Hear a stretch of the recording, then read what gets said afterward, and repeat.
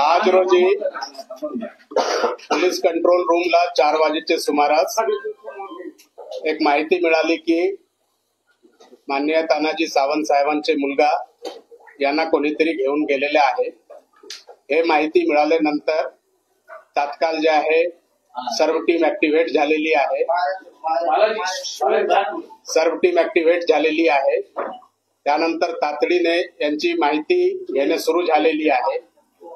ते पुण्यावरून फ्लाइट मध्ये गेलेले आहे आणि फ्लाइट आता कोणत्या दिशेने चालले याबद्दलचे सर्व कन्फर्मेशन आपल्याकडून सुरू आहे आणि यांचे जे आहे ते परत आणण्याचे प्रोसेस मध्ये जे आहे ते सर्व यंत्रणा लागलेली आहे। याबद्दल सिंगल रोड पोलीस स्टेशनला एक किडनॅपिंगची FIR दाखल करण्यात आलेली आहे आणि त्या अनुषंगाने जे आहे क्राईम ब्रांचकडे हे तपास जे आहे ते हँडओव्हर करण्यात येत आहे आणि क्राईम ब्रांचचे जे आहे टीम यांच्या तपासमध्ये लागलेले आहे। आता प्राथमिक माहिती हेच आहे आणि यानंतर आता सर्व माहिती जे आहे ते डेव्हलपमेंट होत आहे। एक वेळ फायनल डेव्हलपमेंट काय होते त्या अनुषंगाने आपल्याला परत जे आहे ते माहिती आम्ही प्रेस ब्रीफिंगच्या द्वारा किंवा प्रेस मीडिया ग्रुपवर हे माहिती देणार आहे। आता जे प्राथमिक माहिती आहे इतकीच माहिती आहे आणि यांच्या अनुषंगाने वेगळे वेगळे दृष्टिकोनातून वेगळे वेगळे यंत्रणाकडून प्रयास चालू आहे। आता आमचे जे प्रयास आहे की ते सुखरूप जे आहे ते कसा आपल्याकडे परत येईल त्या अनुषंगाने आमच्या तर्फे सर्व प्रयास जे आहे ते चालू आहे। त्याच्यावर अजून बेपत्ता किंवा किडनॅपिंग असं काहीही नाहीये, कारण त्याचे 2 मित्रच आहेत। असं नवीन किंवा अननोन पर्सन किंवा असं कोणीही त्याच्यामध्ये नाहीये। अजून आम्हालाच नेमकं माहित नाही की ते असं फोन न करता किंवा माझ्या घरात आतापर्यंत अशी पद्धत नाही। अगदी कुठं वाकडला जरी कुठं जाणार असेल तर फोन करून पप्पा मी तिकडे चाललो, पण इथं ज्यावेळेस आला त्याची गाडी वापरली नाही, दुसऱ्याच गाडीतनं तो इथपर्यंत आले ते 3 जण आणि गेले।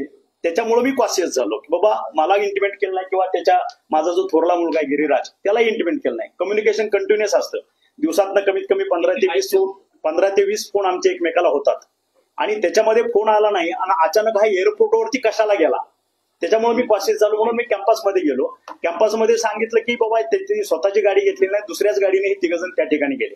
म्हणून मी कॉशियस होऊन इमिजिएट ह्या गोष्टींना साहेबांना फोन केला, CP साहेबांना फोन केला, पंडित साहेबांना फोन केला। त्याच्यावरती इमर्जन्सी फास्ट ट्रॅकवरती मी त्याच्यावरती गेलो आणि आता कळलं की ते प्रायव्हेट चार्टरनं फ्लाय झालेले आहे।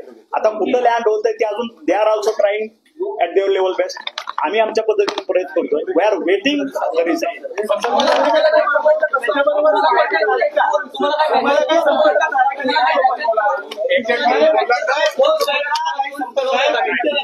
तुमच्याशी बोलणं झालेलं आता ते सुखरूप आहेत का? तुमच्याशी बोलणं झालंय? फ्लाईट मध्ये असं तर बोलणं कसं होईल?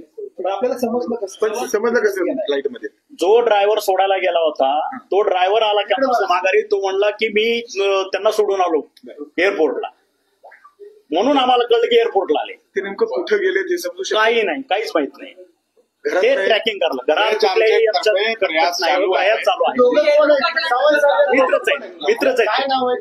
ते नावही मला माहित नाही, आता ते समजेल। ड्रायव्हर बी एकदम हे झालेला आहे, ड्रायव्हर कडे कळेल। आम्ही तेच माहिती घेतो की नेमकं कोण आहे त्यांच्यावर। नाही अजून तेही सर्व गोष्टी तुम्हाला मिळतील। चार्टर्ड घेऊन गेलेत का एवढं विचारतोय? प्रायव्हेट प्लेन घेऊन गेलेत का ते? आता इथनं त्या ड्रायव्हरनं आम्हाला दिलेली माहिती की मी D1 ला त्यांना सोडला आतमध्ये आणि मी गाडी घेऊन माघारी आलो। पण आपण जे संपर्क करताय, ट्रॅक करतोय प्लेनला, ते आम्ही नाही की गाडी पोलीस नाही अजून ते माहित होतं फ्लाईट आहे, मग ते चार्टर आहे का रेग्युलर फ्लाईट आहे आणखी काय ते अजून काहीच क्लिअर झालेलं नाही। For that we are waiting आणि they are also trying to their level. नाही आम्ही काय सांगितलं, स्वतःहून गेले म्हणजे जसं आमच्यात कम्युनिकेशन असतं ते कम्युनिकेशन झालं नाही म्हणून मी रेस्टलेस झालेलो आहे, बाकी काही नाही। Okay, thank you.